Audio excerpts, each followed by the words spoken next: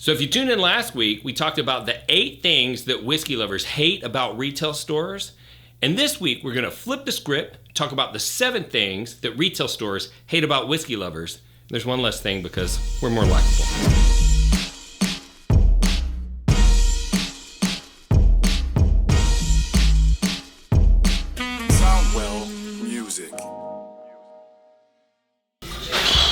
Hey man. Hey. You got any Blanton Gold? No, we don't have any of that. Okay. Thanks anyways. Well, we got a lot of good whiskey here on the shelf, so you sure you don't want to grab anything? I'm good, man. I'm just looking for stuff I can sell in the parking lot, you know what I mean? Number 1, customers who leave empty-handed. So understand that this liquor store doesn't make their bills by selling you Pappy Van Winkle. They get so little of that type of product. They want to see you coming in and buying shelf-available products. And people, there's plenty of amazing whiskey out there. So when you walk into a liquor store and ask for something special and they tell you no, and you walk out without anything in your hands, they assume that you're one of the people that's going to walk out in the parking lot and sell that bottle before you leave the store. Hey man, have you put the Eagle Rare out yet? I don't know that we have any Eagle Rare. I don't think we do. Yeah, I'm pretty sure you got some back there in the back. I just followed the truck here, so. You followed the truck here? Right, yes, this morning. Hey man, we get trucks here all the time. I don't know what's on that truck. This truck, I know what's on that truck. I've got some friends, and there's supposed to be some Eagle Rare on that truck. Can you go look? Man, that's really not how we're trying to do this, man. I can't help you out. I'll tell you what, I'll go look, okay? Customers coming in that know things that they're not supposed to know about the store's inventory is very frustrating for the store. These stores get inundated. They have lines of people that are showing up. Half the time, the staff don't even know why the people are there. And when they find out that individuals are using back channels to figure out when inventory is showing up, the last thing they want to do is sell product to that individual because they feel like they're cheating the system and they feel like they're part of the problem that makes it so difficult for them to run the liquor store. And then to add on top of it that the person's rude and demanding and acts like they're the ones that are in the right and the store's in the wrong for not selling their inventory the way that the customer wants them to sell it. It's not a good look and it's not a good way to get bottles. Hey dude, you got any Pappies? We did just get our shipment in, but to be honest with you, man, we try to keep those bottles for our very best customers.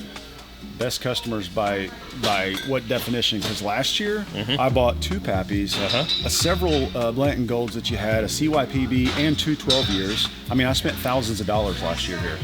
Well, I understand that you spend a lot of money here, but keep in mind, we weren't struggling to sell that stuff. To us, our best customer is the person that's buying the regular shelf product. Yeah, okay. Thanks anyways. We as whiskey collectors, we spend a lot of money on whiskey. But one thing that we need to get straight is that the bottles that we really get excited about purchasing, the store had to work very hard to even have access to. And they still typically, if they're selling at MSRP, are not making that much money off of those bottles. And even the price gouge stores don't get enough for it to make the difference. That store pays their bills with the regular shelf available products, and you are doing them no favors whenever they sell you their allocated bottles, because there were 100 people that came into that store that they could have sold that bottle to that they didn't. Okay, everybody that's here for the Pappy, gather round, okay? I'm gonna explain to you how this is gonna work. We have a system, and we're gonna make sure it's fair for everybody. Yeah, I think we should do the point system. I bought like 10 grand worth of wine last year. Oh, wait a minute, don't listen to that guy, okay? Points. I don't have that kind of money, but what I think you should do is you should get that bottle I want, put it in a basket with some other bottles that maybe you're having a hard time selling, because I've got enough money to pay for that right now, and I think that's the fairest way to do it. So I think a raffle is most fair. I mean, I don't have the money that these guys have, but I do shop here pretty often, and I would like to win that bottle. Hey, don't listen to any of those people. What we need to do is a first come, first serve. I've got this really warm blanket, and I'll just camp outside the store for like 2 or 3 days, be the first one here, and boom, the bottle's mine. You know me, man. We go way back, dude. We went to high school together. You see me in here every Friday buying my stuff, man. Come on, give it to your friend. Wait a minute. This isn't a first come, first serve? I've been outside in my car for 2 days, camping out. I was the first one here. I should get the bottle. It's impossible for these retail stores to pick a distribution method of their allocated bottles that's going to satisfy everyone. People who spend a lot of money think they should get it. People who hunt the hardest think they should get it. People that are willing to camp out outside the store think that they should get it. Every store is going to pick the method that works best for them, and we just got to decide whether or not we want to play their game, or are we just going to take our dollars someplace else? What's going on, Bourbon Real Talk family? I'm Wes, and I'm here to tell you about how you can get involved in supporting the channel. Now, we get asked all the time, hey man, we love your content. We love what you're doing. We love the knowledge that you're dropping on us. How can we support the channel? Well, here's the way you can do that. Head over to our website, bourbonrealtalk.com, and you can find every single bit of swag that every bourbon lover needs. We've got shirts for him, shirts for her, wee Glens, big Glens, aroma kits, Glen holders. I mean, there's no shortage of good gifts to give to the bourbon lovers in your life. So after the episode, head over to the shop and see if there's anything there that you can pick up for yourself or for a friend. And if not, just enjoy the content that we're putting out. We're just happy to have you as a listener. Do you have any Blantons? Do you have any Blantons? Do you have any Blantons? Do you have any Blantons? Do you have any Blantons? Do you have any Blantons? Do you have any Blantons? Do you have any Blantons? Do you have any Blantons? Hey man. Yes, sir. Hey, do you have any Blantons? Whiskey people, just stop, okay? Stop calling the store and asking if they have Blantons. Stop going to the store and asking if they have Blantons in the back, Weller, whatever. Plug in whatever allocated bottle is here. There are very few, if any, stores that's how they're deciding who they're going to sell the product to. It's just frustrating, and it is increasing tension and making liquor stores want to work with us as whiskey consumers less. Hey man, do you have any of the Weller Foolproof in stock? No, we haven't had any of that in a while. Oh, well, why don't you just order some or do a store pick or something like that? Doesn't work like that. Whiskey lovers, you need to know. This store that you go to that's not giving you the bottle that you want, they would love to order it for you, but they can't get it either. So don't go in there and assume that they're not giving you what you want because they're just deciding not to. They're a for-profit business. If they could get the product, they would bring it in and they would gladly sell it to you. So in conclusion, liquor stores have a very difficult job. They're not as huge as the producers and the wholesalers that are out there, and they are just a for-profit business that's doing the very best that they can. So let me encourage you, cut the local liquor store some slack. Go in, be polite, be friendly, and I think in the end, you're more likely to get what you want that way anyway. Oh, there you are. Hey, yeah. What do you know about this Wampus cat? Man, I don't really know much about anything. They pay me to stock the shelves here. I don't even drink.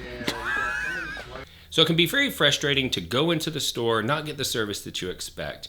But I think that we need to understand as consumers that there's a labor shortage. It's very difficult to get somebody who wants to do this job at a price that they can afford to pay as a wage. And if they went out and they got that higher level of service that we were looking for, it might change the cost of our bottles. So if this is your first time tuning into this channel, I want to let you know kind of what we're about. And that is using brown spirits to bring people together. The sad truth is, I lost a loved one to suicide in my past, and that affected me. And I wanted to be able to help other people who were maybe struggling the way that my brother was, and their loved ones from having to go through what we all went through. And as I started researching what I could do, I realized suicide prevention speaking wasn't for me. But at the same time, I was growing in the whiskey hobby, and I started noticing that brown spirits bring people together. And I decided if I can create a podcast that's going to connect people to whiskey, the whiskey can do the rest of the work and connect people to each other so that people do feel loved and connected and know that they're cared about. And so that's kind of what we're all about.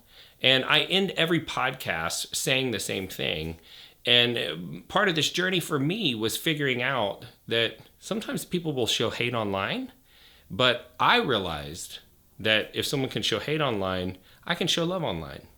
And that's why I say the same thing, and that's this. If you woke up this morning and you were unsure whether or not anyone loved you, just know that I love you, and I'll see you next time on Bourbon Real Talk.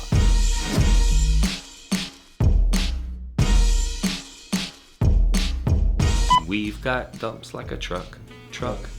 Just kidding, it's my trash truck. It's not a dump truck.